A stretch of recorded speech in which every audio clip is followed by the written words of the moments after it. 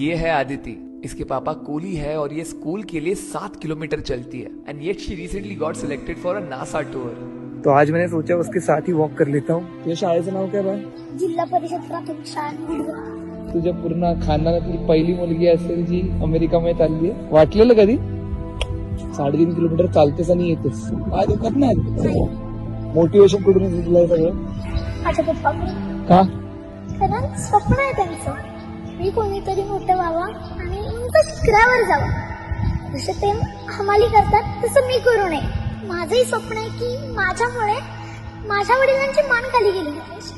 आम्ही शिकावं, आम्ही मोठं व्हावं म्हणून स्वतः कष्ट करतो. आजारी पडले ना तरी माझे वडील कित्येकदा दवाखान्यातही नाही जात. ओरडून ओरडून सांगावं लागतं.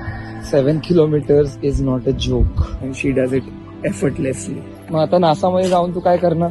शोध त्यांनी जे लावले ना त्याची माहिती घ्यायची.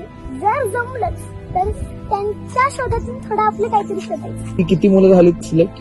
25. किती मुलांमधून? 16,000 मुलं. What is the learning of life you want to give to the world? आपलं नाव होतं तर आपल्याला या जगात व्हॅल्यू. आज नाव मोठं झालं, उद्या त्याला खाली झालं, विसरले आपल्याला दुनिया. 5 वर्षानंतर काय, 10 वर्षानंतर काय? स्वप्न आहे माझं IPS बनायचं. श्रीमंत व्हायचं ना तुला? नाही व्हायचं का?